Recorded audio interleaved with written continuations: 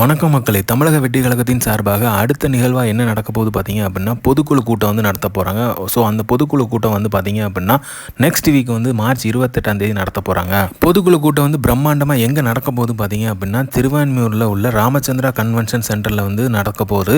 So அதை வந்து இன்றைக்கி வந்து பார்த்தீங்க அப்படின்னா என் ஆனந்த் அவர்களும் அதுக்கப்புறம் ஆதவ அர்ஜுனா அவர்களும் ரெண்டு பேருமே இணைந்து வந்து இன்றைக்கி வந்து ஆய்வு நடத்தியிருக்காங்க. ஸோ வந்து எங்கெங்கே என்னென்ன பண்ணணும், எப்படியெல்லாம் வந்து ஃபங்க்ஷனை வந்து ரெடி பண்ணணும் எல்லாமே வந்து அவங்க பார்த்துருக்காங்க. ஸோ தளபதி வந்து எங்கேருந்து வரணும், ஸோ சாப்பாடு வந்து எப்படி நடக்குது, எந்த மாதிரி இடத்துல வந்து நடக்க போகுது, அதோட இடத்த எல்லாமே ஃபுல்லாகவே வந்து ஆய்வுபடுத்தி. ஸோ இது வந்து இவ்வளோ முக்கியத்துவம் பெறதுக்கு காரணம் என்னன்னா, தமிழக வெற்றி கழகம் சார்பாக முதல் பொதுக்குழு கூட்டம் வந்து நடக்க போகுது. ஸோ இதில் வந்து தளபதி ஒரு ஸ்பீச் வந்து ரொம்ப முக்கியமாக பார்க்கப்படுது. ஸோ அதே மாதிரி வந்து தளபதி வந்து எல்லாருக்கும் இப்போ அவங்கவுங்க வந்து தளபதியை பற்றி பேசியிருப்பாங்க.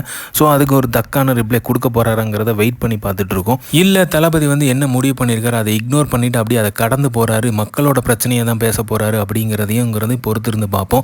ஸோ எப்படினாலுமே யார் என்ன பேசியிருந்தாலுமே அதில் மக்களோட பிரச்சனையாக இருந்தாலுமே தளபதி வந்து அதுக்கான ரிப்ளையை கண்டிப்பாக அவரோட பதிலில் வச்சுருப்பார். ஸோ அதோட இம்பேக்ட் வந்து கண்டிப்பாக அடுத்த ஒரு மாதத்துக்கு வந்து சுற்றிக்கிட்டே இருக்கும். ஸோ எல்லாருமே வந்து அதை பற்றி பேசிக்கிட்டே இருப்பாங்க. ஸோ கண்டிப்பாக அந்த ஒரு இம்பேக்ட் இருந்துக்கிட்டு இருக்கும். ஸோ இப்போ மார்ச் 28 தளபதி பேச போகிறதுல வந்து என்ன அரசியலில் வந்து வேறு லெவலில் ஒரு சம்பவம் கிரியேட் பண்ண போகிறதுங்கிறத பொறுத்து இருந்து பார்ப்போம். இந்த மாதிரி தளபதி அப்டேட் தெரிஞ்சுக்கிறதுக்கு லைக் பண்ணுங்கள், ஷேர் பண்ணுங்கள், ஃபிலிமா சேனலை சப்ஸ்கிரைப் பண்ணுங்கள். தேங்க்யூ.